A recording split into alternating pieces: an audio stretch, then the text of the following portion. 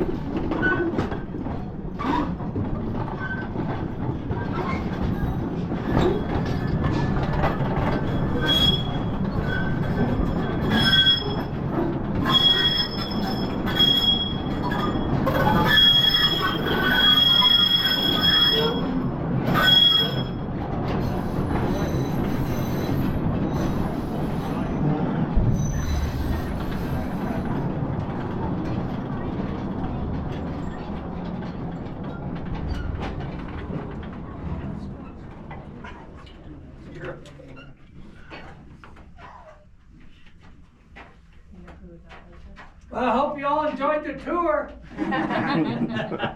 No, this mine shut down in 1943. After that, Phelps Dodge used this tunnel here to train their fighter fighters. What they do is set a fire back in here. They were called the helmet crew, and they would train to put that fire out in case there was any other fires in the 29 mines that operated here in Bisbee. Now you see that red light way down there? No. Well, right before that red light is that incline shaft that goes off to the left-hand side. The first shaft sank here in Bisbee, the Queen Mine. I'll slow up so you can see down in it as we go by. Does everybody feel comfortable? Yes. Nobody wants out, right? Nope. Okay. Sometimes we get them to where they're at. So it's usually. Are you sure? See, this is what I would probably consider about that. Yeah, who would not like this? Yeah.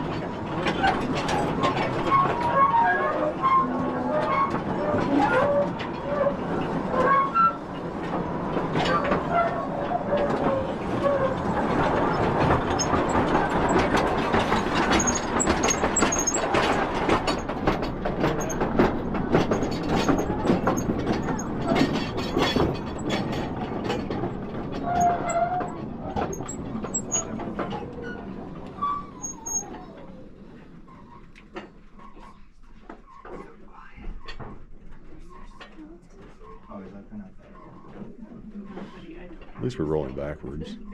No, I'll stay dead. He's opening the door. That's pretty crazy. Imagine how much money comes from being out there. It's just so fucking ain't that crazy?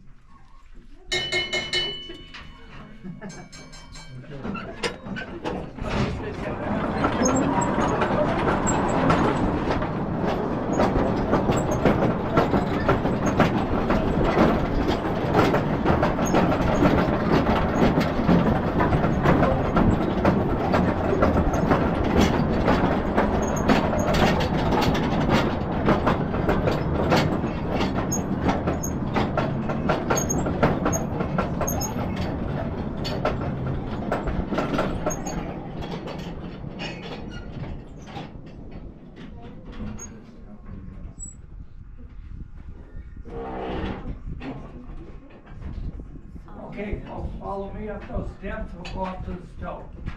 This thing will quit rolling when, Eventually. sooner or later.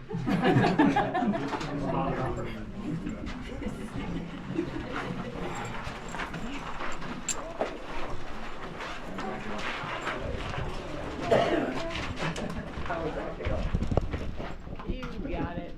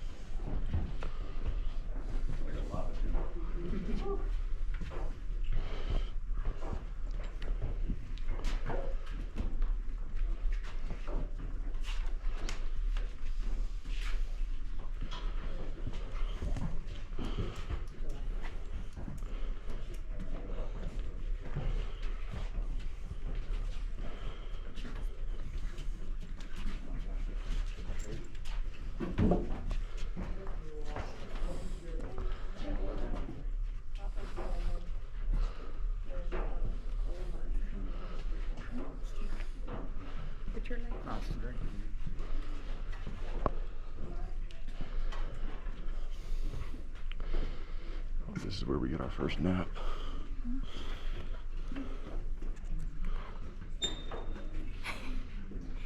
Place to sit down over there, man. It's one of the ghosts. It's one of the ghosts.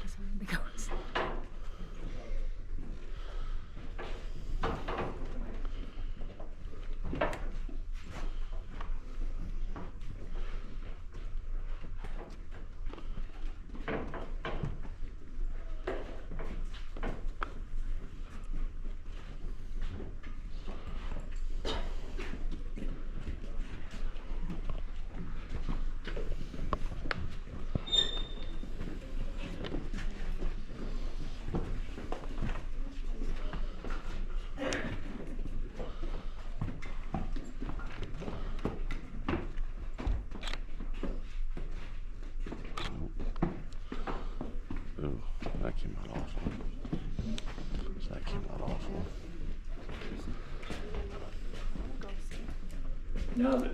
Now this whole open area here is what's known as a stope. And this is where they mined out the copper ore. Now this used to be a huge copper ore body. Well, back in the day, what they do is they just drive a tunnel in different directions looking for an ore body like this. The copper in here ran 20% per ton, which is super high grade copper ore. Well, they were coming through that prospect tunnel right up above us up there, and they hit this huge copper ore body. Now, this was all solid rock at the time. They wanted to find out how big this ore body was. So they continued that tunnel up there, all the way across, all the way over to in that area right there where they ran out of copper ore. Now, pay no attention to him. They shut the mine down in '43 and he refused to leave. So, anyway, they found out how large this ore body was, so they decided to go back down to that inclined shaft back there. Now, this was mined out in 1878 by hand and by candlelight. So they went back down to that incline. They went 80 feet down that incline and they drove another tunnel back over here where you see that light on way down there at the end. That's where they started mining out the copper ore. There was 2 miners on day shift, 2 miners on night shift. They would drill, hand drill 4 holes, 4 foot deep. They would blast those 4 holes, then they'd load that ore into a wheelbarrow and wheelbarrow it down that tunnel back to that inclined shaft to take it out of the mountain. I can't imagine the labor that was involved. The way they drilled, excuse me, sir. They would start their hole with a single jack hammer, like this one here, and a short bit. They hit it, quarter turn, hit it, quarter turn, hit it, quarter turn, and they keep that up until the hole was collared about this deep. And then they go to a 3-foot bit and eventually to a 5-foot bit. One miner would hold the bit and turn it to quarter turn, and the other miner would swing the double jack all day long. 8.5 hours to drill 4 holes 4 foot deep. Now I demonstrate, man, I'm going to hold the bit. No, I'm just kidding. Now, I worked underground here in Bisbee for 9 years at another mine across town. That shaft went down 3,700 feet. I worked on the 3,100 levels for 9 years. But we had air drills. We had mucking machines. We had it a lot easier than the poor devils that worked in here. These guys made 35 cents an hour, $3.50 a day. But the type of system that they used back then is the same system we used when I worked underground. And that system is the square set. This is a complete square set that you see right here. If you notice on top of the post, all that timber is notched to where it all fits together. Now, we would mine 1 square set at a time, except the difference was we drilled 28 to 30 holes 7 foot deep and blast out a big enough area to put that complete square set in. If you look at that picture right there on the post, that'll give you an idea how the square set system worked. 1 square set at a time, because when you're mining through sulfide copper ore, it has a tendency to cave. So we had to protect ourselves with that timber. Now there was 3 different types of miners that worked underground at Bisbee. There was a crosscut miner. He's the one that drove the horizontal tunnels. Then there was a raise miner. He drove the tunnel straight up. And then there was a stope miner like myself.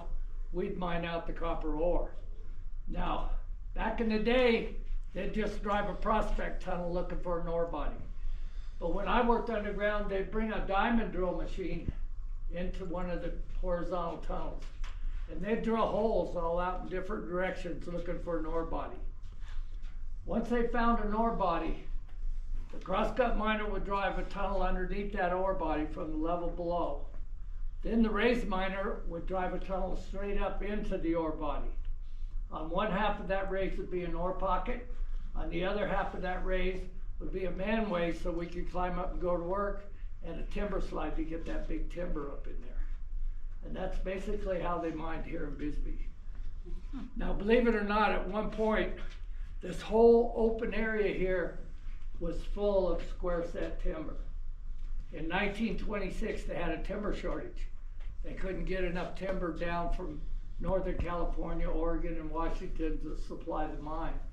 So what they had to do, this stope had already been mined out, so they came back in here and salvaged all the timber out of it and used it in other parts of the mine. Any questions so far? No questions? How long did it take them to get this like this?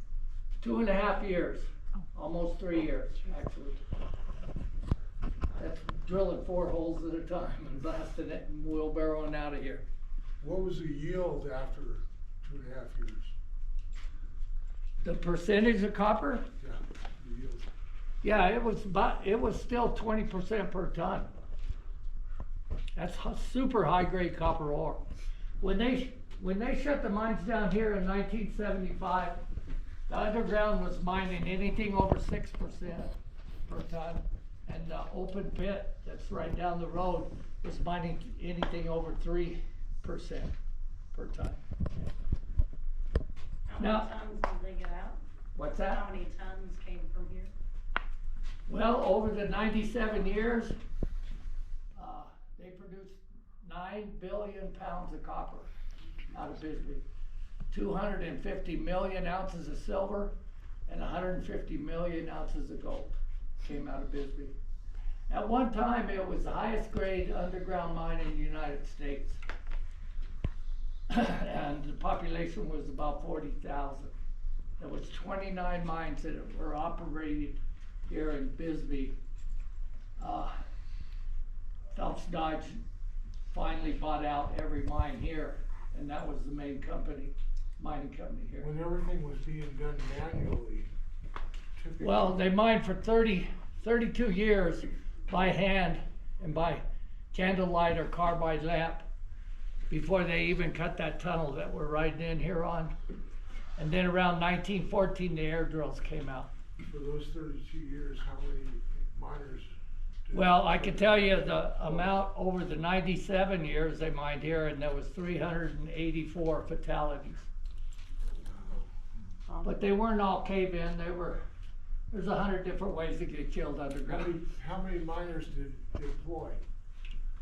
Well, when they shut down in 75, they laid off about, with the open pit and the underground, almost 2,000 men. But at one point there was more than that. It was around 4,000 in its main heyday, I would put it. They did leave a little bit of copper ore left here. If you look right up in there, see that green colored rock? That's called malachite. That's a high grade copper. Also right up above us here, right in there, that's all high grade copper that they left. And believe it or not, in that little circle there, there's malachite in the middle, there's magnesium, lead, and zinc in that little circle. And that rust colored stuff is called hematite. And that's where microflakes of gold run with hematite. Any other questions? Okay, let's get back on the horse. We'll go farther back in.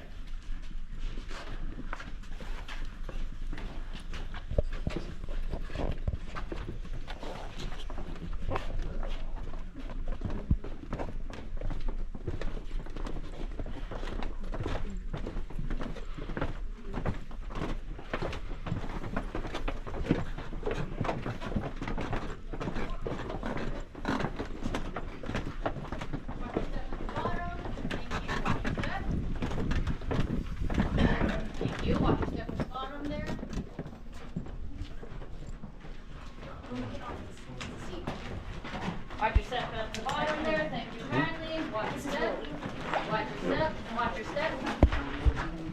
Step.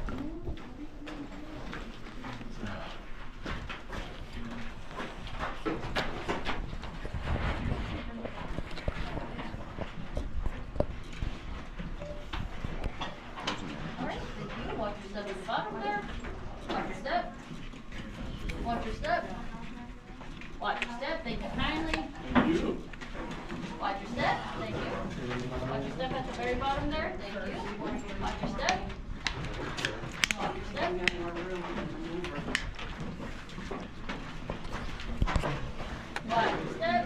Watch your step. I found it going up. Oh no. Watch your step. Watch your step. Thank you kindly. Watch your step. Step at the bottom there. There's a bit of a half step, or just step you did a couple weeks back. Thank you. Watch your step. Didn't have any more salt or? As long as there's a spot for one of us. Okay, no worries. I'm not Babe, Mike, there's a spot for Jenny over there. There's a spot right there as well. Yeah, she just needs it.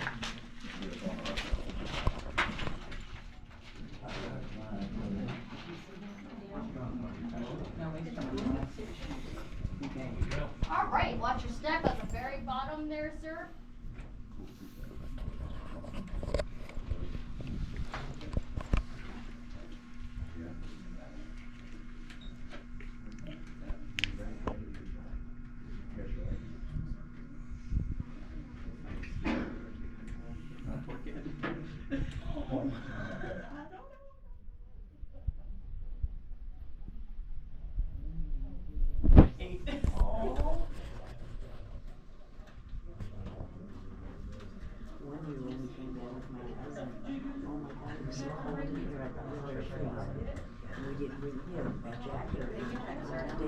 Watch your step at the very bottom there. They drop their helmet. Yep. Another little step right there. Oh, it was you. It was me, yeah. Okay. That traveled quite a distance. You want to join me? All right. Ready when you are, Captain. What's that? Ready when you are, Captain. Okay. A little more. Oh, just one more.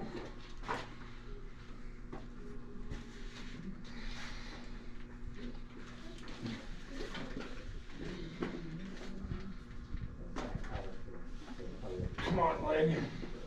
Oh.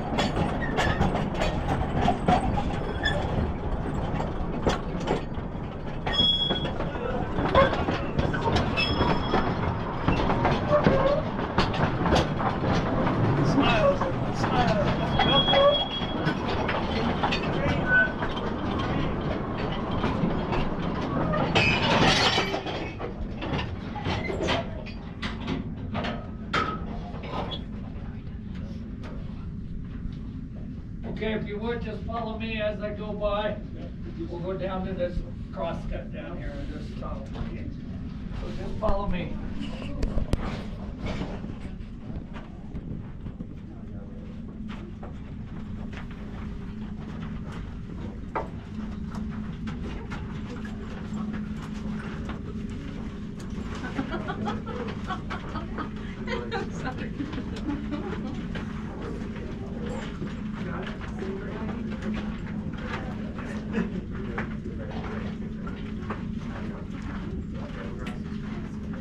Light down, light down.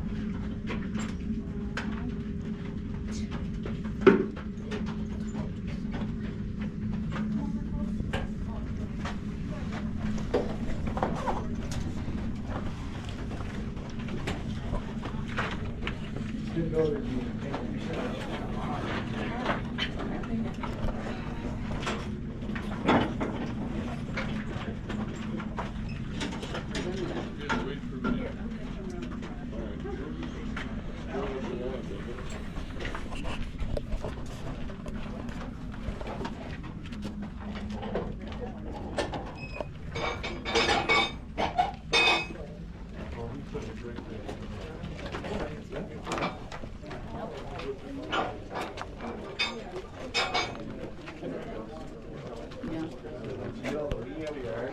I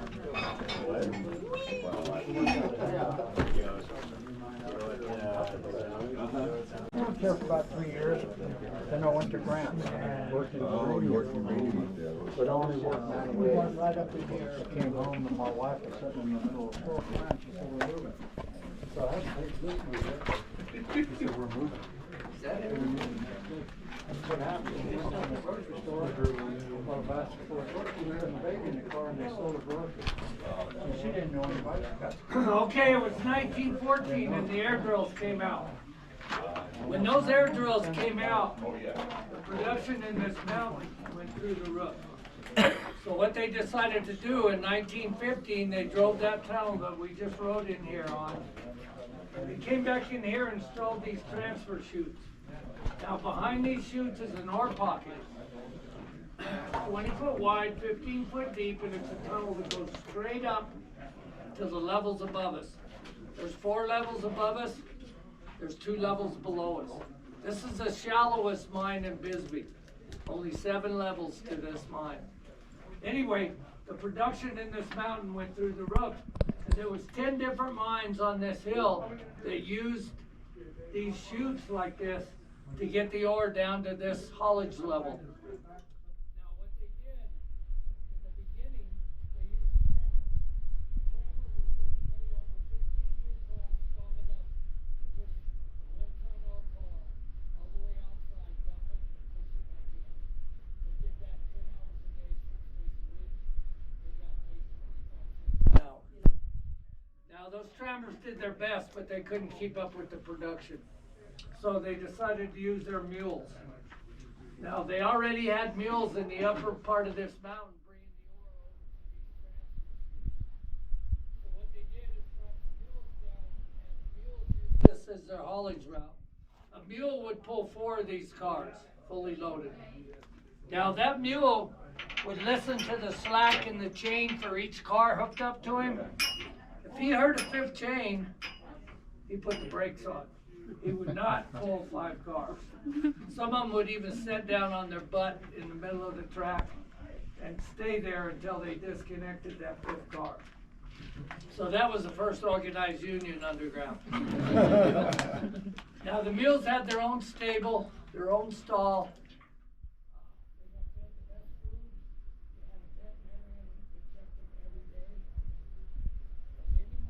Caught mistreating the mule, he was fired on their spot. They appreciated their mules.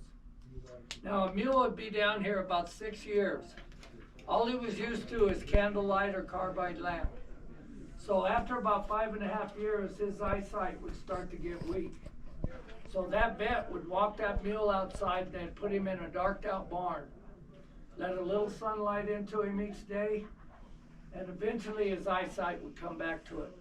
But that mule wouldn't have to go back underground. He was given away to a rancher or a farmer in the area for free. Now, after the mules, they came out with the Manchi motor, and that's that little motor I pulled you in on. That motor pulled 10 to 15 of these cars.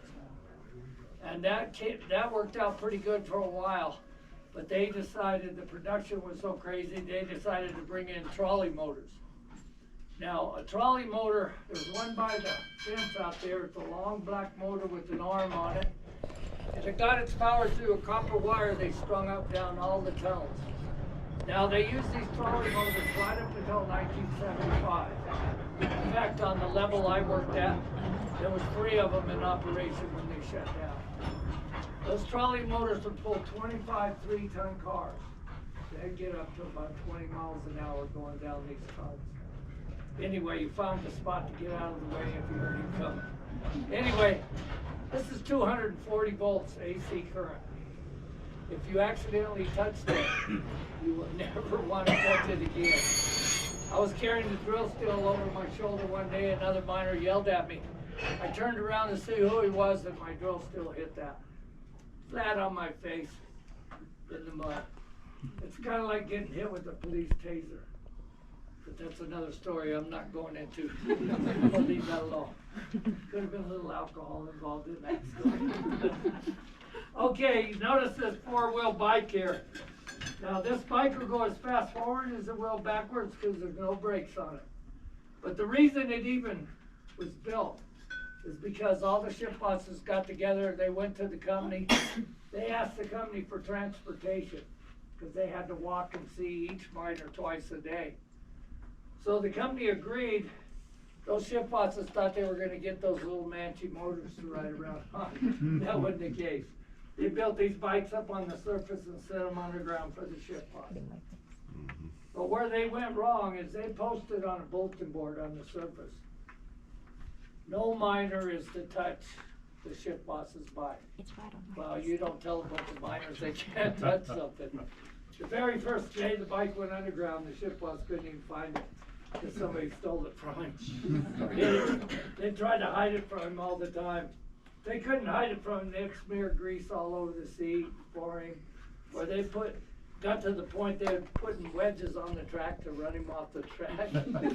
So there was so much horseplay with this bike that finally, after about 10 years, they pulled him out of the mine.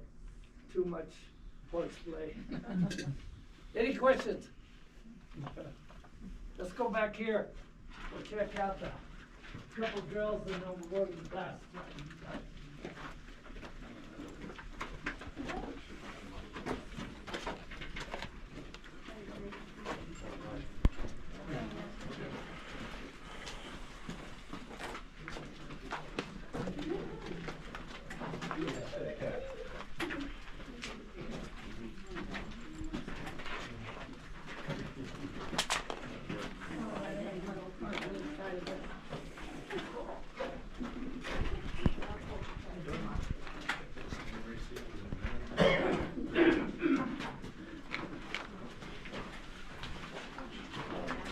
Okay, this drill right here is the first drill that came out in Bisbee.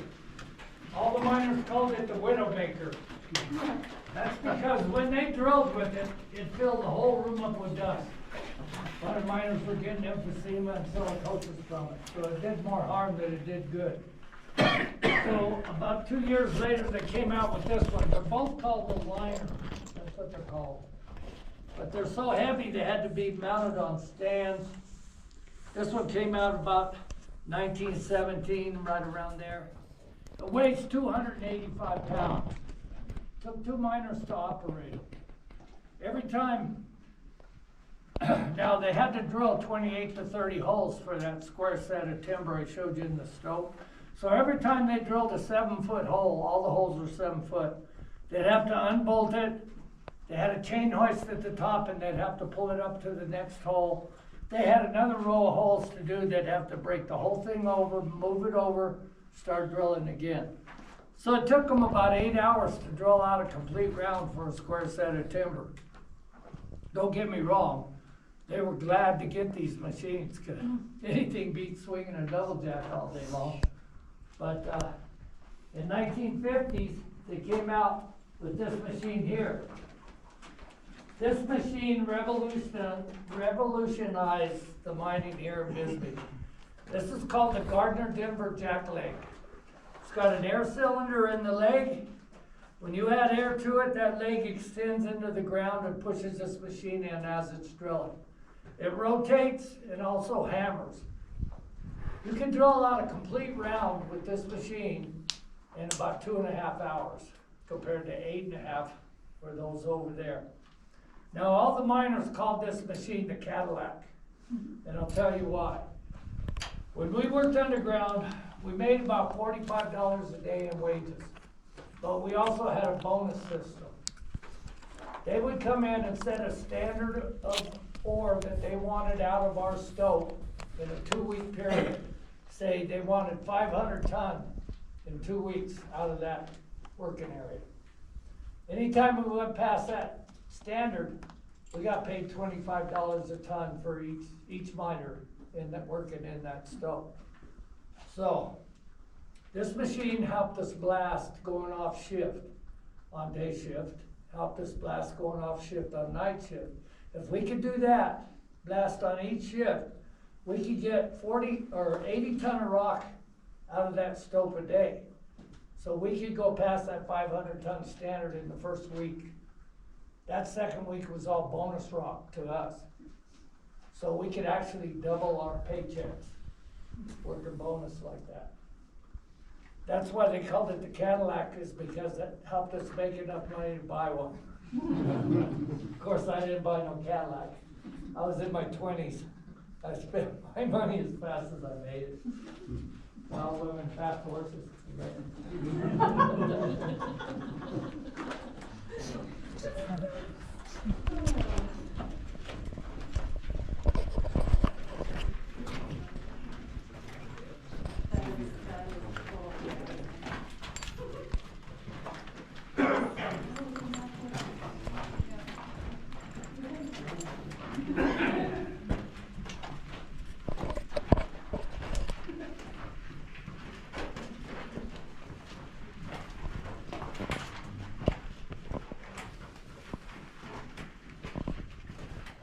Okay, this is the standard round you see for a square set of timber. Now, I told you there should be 28 to 30 holes. There's not that many holes here, but this will give you the general idea how it's done. The first hole, you folks can move in a little closer if you want. I know it's kind of hard to see with these big tours, but the first hole you drill into this, all the holes are 7 foot deep. The very first hole you drill is this center one right here. And then you drill these 4 holes around it. These 4 holes out here are left empty. No explosives in them at all. They're called relievers. This whole pattern right here is called a 5-hole burn. And the purpose of this is when this hole goes off, it blows out a chunk of rock out of the center of this rock face, straight out just like a shotgun, 8 foot deep, and leaves an open hole in the middle of this rock face. Then the rest of the holes that go off, they go off and break toward that open hole. Then the inner circle goes off around here. Then the upper circle and the outer circle that should be up here goes off, all breaking to the middle. So you clean out the center and break everything to the middle, kind of like an implosion. The last 4 or 5 holes that go off are called lifters. When they go off, they lift everything up and set a big bunk pile up right out here. That's if everything goes right. Now, when I first started working underground, they used all stick dynamite. 7 to 9 sticks in each hole. But that caused problems too. When you use all stick dynamite, it leaves nitro in the air. The next shift that's coming on, because you always blast going off shift, the next shift coming on had to work with nitro in the air.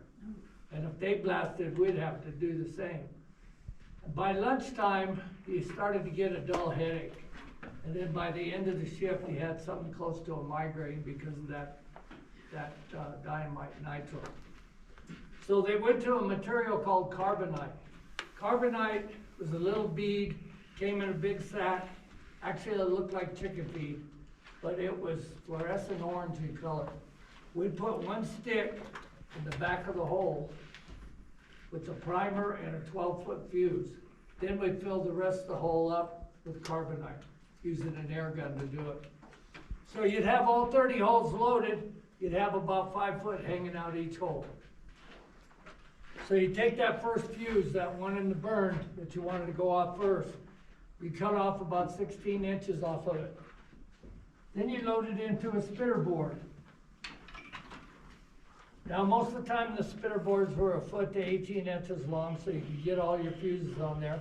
But you load that fuse in the spitter board, then you go to the next one. You take the 16 inches that you cut off of this and measure the same distance on this fuse, and then you add a 1/2 inch to it and cut it there. That 1/2 inch is that 1 second between each shot going off. The next one, you do the same process, but instead of adding a 1/2 inch, you'd add 1 inch. The next one, 1.5 inches, the next one, 2 inches, and so forth, till you had all 30 fuses loaded on your spitter board. Then you use a spitter rod. A spitter rod is covered with magnesium. When you light it, it burns about 1200 degrees. So you light the spinner rod, then you go down and start lighting all your fuses till you get all 30 of them lit. Break your spinner board off and run like hell. No, you wouldn't have to. It takes a fuse 40 seconds to burn 1 foot. So you had plenty of time to come down that manway, down from your stove down to the level below you, and listen for each shot to go off. And you'd count each one. I'll be in the muck pile or on the face still. Any questions? All right, let's go back here.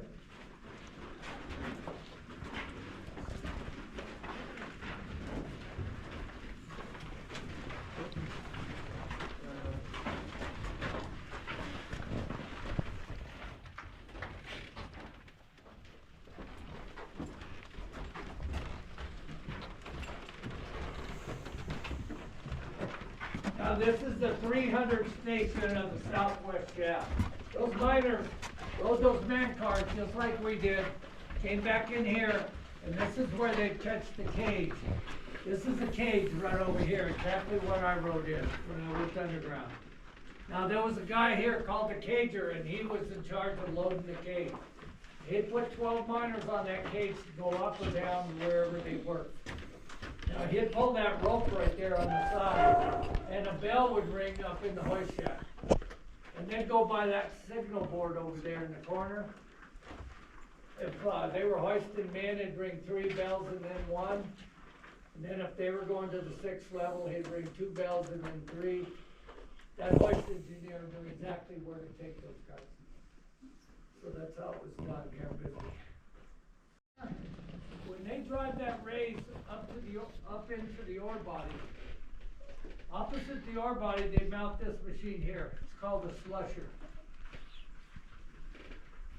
Then, after a blast, we'd hook up a block and tackle like that back there and run a cable through it, hook it up to a big rake, and we drag that ore over to the raise and drop it down to the level below. And that's how we got our ore out.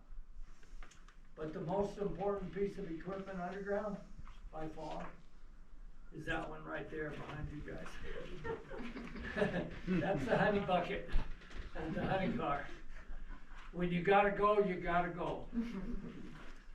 You know, those miners, a new guy had come underground, and those miners would keep an eye on him. And they'd wait for him to get on, sitting on that car, doing his business with his pants down. One miner would get his attention, the other miner kicked the wedge out from the wheel, and they'd shove him down the tunnel and let him go. He wouldn't know what to do.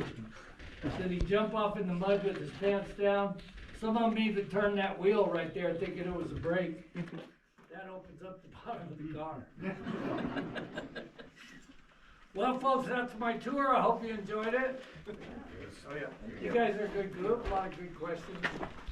But when you go out to the train, hand your tags to my partner, and please leave your lights on. Even when you get outside, leave them on.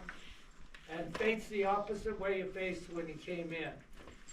And one other thing I want to throw out there is we don't solicit tips, but we do accept them. Just thought I'd throw that out there. Thanks, folks. Thank you. We're just going to take the thing we drove in and go back out. Just the one way again.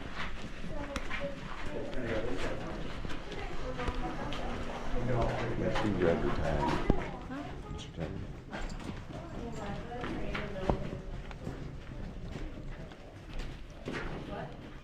I did that earlier.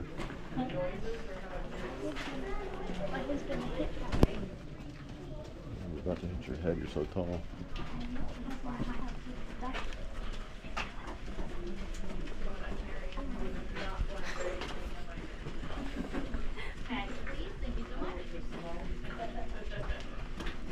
Car 2. Thank you. Thank you. Thank you kindly. Thank you kindly. Thank you. Thank you. Yep. Thank you. 2. 2. Sure. I'm in there. Mom's is fucking stinky. Wait, do you want to sit back here? Wait, slide back.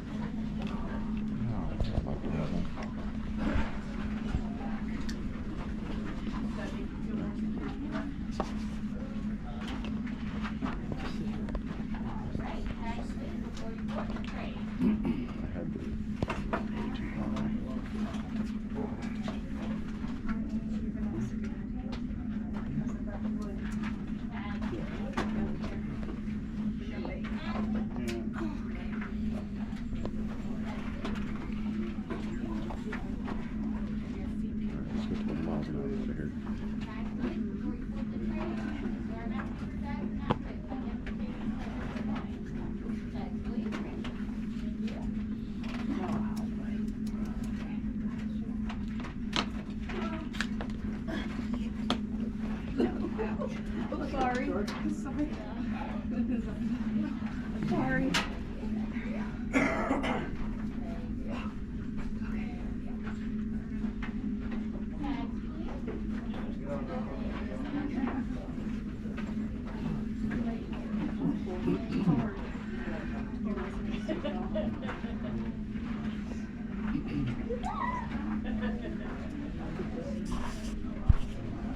Don't worry, so is it full back there? Maybe. Get out of the way so you can do that.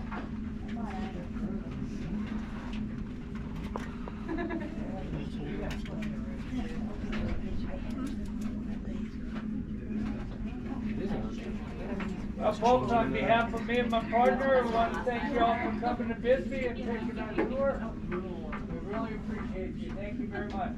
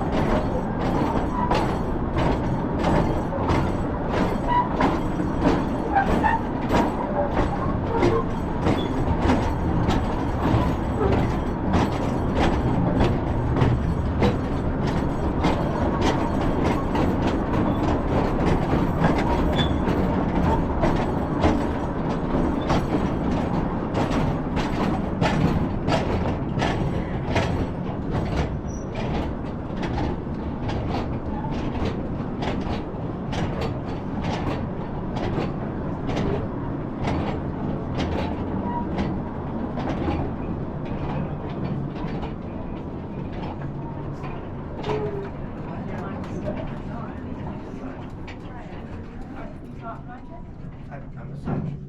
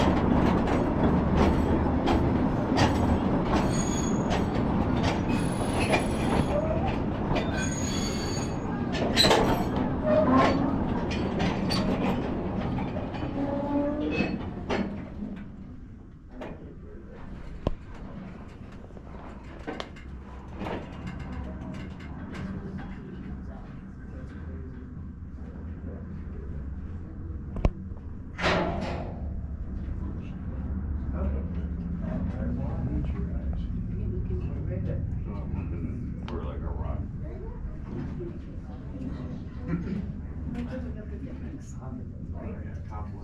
Yeah. Hi. Hi.